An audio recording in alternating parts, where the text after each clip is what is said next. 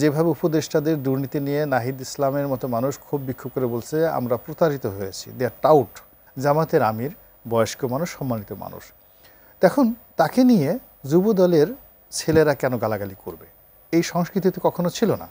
তারেক রহমান সাহেব একটা দলের প্রধান এবং ধরে নেওয়া হয় আগামী দিনে তিনি হবেন প্রধানমন্ত্রী, তাকে নিয়ে কেন বাজে কথা বলা হবে?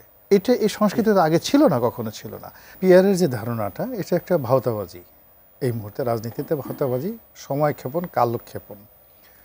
পরীক্ষামূলকভাবে এই পিয়ার পদ্ধতি স্থানীয় সরকার বা অন্য কোনো একটা জায়গাতে ধীরে ধীরে ধীরে ধীরে সেটা করে দেখা যেতে পারে, যেহেতু আমরা একটা গণতন্ত্রের পথে দীর্ঘদিন। জামাত কেন ভাওতাবাজিটা করছে আপনার মনে হয়? আমি জামাতের কথা বললিনি, আমি বলছি যারাই পিয়ার চাচ্ছে এই জিনিসগুলো আজ হোল জামাত তো আসলে প্রথমে পিয়ার চায়নি। দ্বিতীয়ত হলো, প্রথমে এখানে একটা উচ্চ কক্ষ বোঝার চেষ্টা করুন যে আপনি যখন কাউকে ভালোবাসতে চান ওখানে কোনো শর্ত থাকে না। ভালোবাসা প্রথম দর্শনীয় হয়ে যায়, এবং ভালোবাসাটা হলো যে শুধু দিতে চায় মানুষ। আর আপনি যদি কোনো কিছু বর্জন করতে চান তাহলে তার আপনি ত্রুটি ধরবেন, এটা খারাপ, ওটা খারাপ, ওটা খারাপ, ওটা খারাপ। এখন অতীতে আমাদের দেশে যে নির্বাচনগুলো হয়েছে মোটামুটি প্রশংসনীয় নির্বাচন, 91-তে হয়েছে, 96-তে, 2001-এ, 2009-এ, এই নির্বাচনগুলো নিয়ে খুব অল্প পরিমাণ যাকে বলা হয় অভিযোগ আছে, কিন্তু বেশিরভাগ লোকে বলছে এই নির্বাচনগুলো ভালো হয়েছে। তো সেই নির্বাচনগুলো যারা আয়োজন করেছেন তারা কিন্তু খুব অল্প সময়ের মধ্যে অসাধারণ নির্বাচন আয়োজন করেছেন।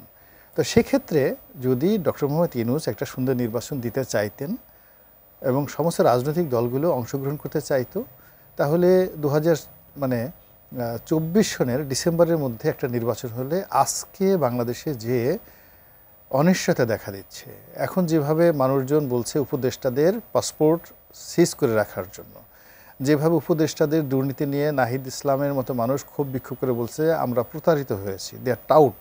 এই উপদেষ্টাদের প্রতারণা মানে কি?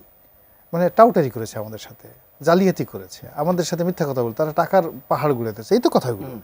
তো এই কথাগুলো আসতো না, এই কথাগুলো আসতো না যদি এটা হয়ে যেত। কিন্তু তা না করে প্রথমে কী করলো, এই একটা উচ্চ কক্ষ, এটা নিম্ন কক্ষ, এই সংবিধান ছুঁড়ে ফেলতে হবে, এই সংবিধান নতুন করে রচনা করতে হবে, এরপরে আমরা আবার একটা রিসেট বাটনে চাপ দিয়েছি, সব কিছু নতুন করে শুরু করতে হবে। আপনি গিয়ে দেখেন গত 14 মাসে অ্যাটলিস্ট 14 দেখুন 28, 28টার চেয়েও বেশি ফ্যাকরা তৈরি করা হয়েছে, যেগুলো আসলে আমাদের কোনো দরকার ছিল না।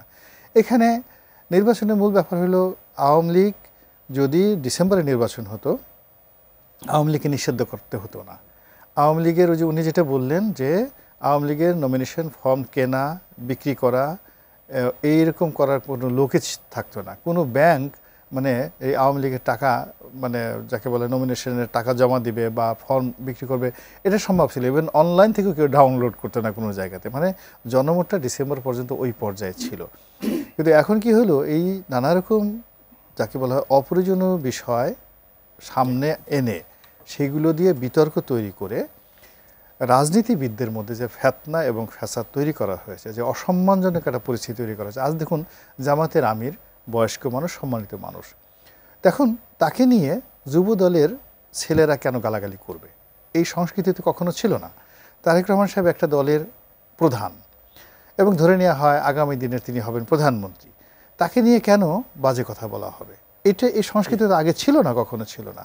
তো এই জিনিসগুলো আমরা তৈরি করে ফেলেছি গত 14 মাসে, এবং তৈরি করার পরে আপনি রাতারাতি করে এখন ঐক্যমত করে ফেলবেন, রাতারাতি আপনি একই দিনে দুটো নির্বাচন করবেন, একটা হানা ভোট করবেন, আর একটা যাকে বলে গণভোট করবেন, আর একটা করবেন, এটা হবে না। এগুলো সব বোকাস কথাবার্তা।